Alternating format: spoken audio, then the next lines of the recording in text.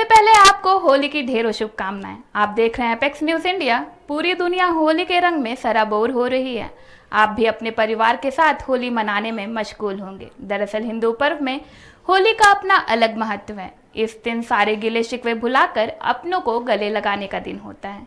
होली के ठीक एक दिन पहले होलिका दहन की परंपरा है। आज हम आपको बताएंगे कि आखिर होलिका दहन के एक दिन बाद होली क्यों मनाते हैं, क्या पौराणिक मान्यताएं हैं होलिका दहन को लेकर। सबसे पहले आपको होली की ढेरों शुभकामनाएं।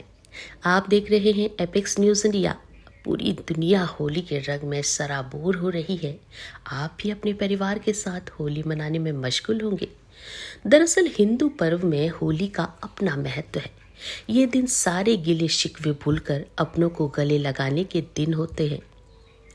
होली के ठीक एक दिन पहले होलिका दहन की परंपरा है।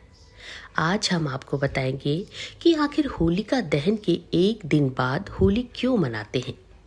क्या पौराणिक मान्यता है होलिका दहन को लेकर। देश भर में ही नहीं बल्कि विदेशों में भी कई जगहों पर होली खेलने का प्रचलन है। दुनिया भर में फैले भारतीय इस दिन होली का त्योहार बड़े ही धूमधाम से मनाते हैं। होली का त्योहार हर साल फाल्गुन महीने में पूर्णिमा के दिन मनाई जाती है। कहा जाता है कि होली का त्योहार बुराई पर अच्छाई की जीत का प्रतीक है। होली के एक दिन पहले रात में होलिका जलाने की परंपरा है। धार्मिक मान्यताओं के मुताबिक होलिका दहन की कहानी भगवान विष्णु के भक्त प्रहलाद, उसके राक्षस पिता हिरण्यकश्यप और उसकी बुआ होलिका से जुड़ी हुई है। होलिका दहन को लेकर कई प्रचलित कहानियां हैं, लेकिन इनमें से सबसे प्रसिद्ध कहानी प्रहलाद से जुड़ी है। प्राचीन काल में हिरण्यकश्यप नाम का अत्यंत बलशाली असुर था। अपने बल के अहंकार में वो खुद को भगवान मान बैठा था। हिरण्यकश्यप ने अपने राज्य में भगवत पूजा पर पूरी तरह से पाबंदी लगा दी थी, लेकिन खुद हिरण्यकश्यप का पुत्र प्रहलाद भगवान विष्णु का अनन्य भक्त था। हिरण्यकश्यप के लाख मना करने के बावजूद भी प्रहलाद ने विष्णु की उपासना नहीं छोड़ी। प्रहलाद के इस भक्ति भाव से हिरण्यकश्यप इतना नाराज रहता कि विष्णु भक्ति में अक्सर लीन रहने लगा। अपने पुत्र को तरह तरह की प्रताड़ना देता था। असुर राज के इन प्रयासों से भी प्रहलाद की भक्ति कम होने की बजाय और भी बढ़ती चली गई। आखिरकार हिरण्यकश्यप तंग आकर अपने ही पुत्र को कठोर दंड का ऐलान कर दिया। हिरण्यकश्यप की बहन होलिका को ये वरदान मिला हुआ था कि वो आग में कभी नहीं जलेगी। असुरराज ने अपनी बहन को यह आदेश दिया कि प्रहलाद को लेकर आग में बैठ जाए।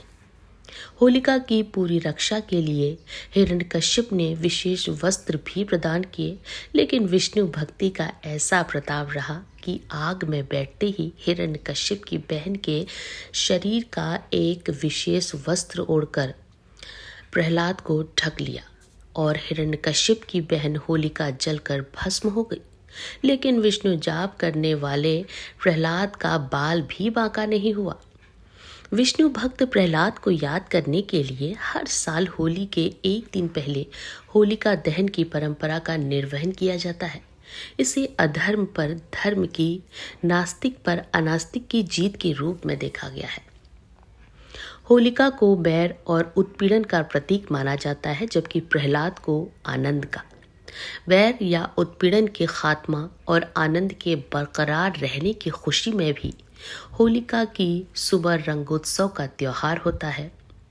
होलिका के दहन के लिए कहा जाता है कि नवविवाहिता महिलाओं को इसे नहीं देखना चाहिए।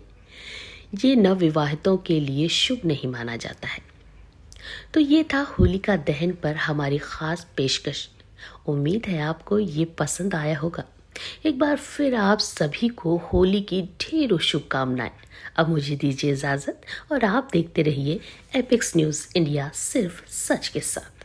तो ये था होलिका दहन पर हमारा खास पेशकश। उम्मीद है आपको पसंद आया होगा। एक बार फिर आप सबको होली की ढेरों शुभकामनाएं। अब मुझे दीजिए इजाजत।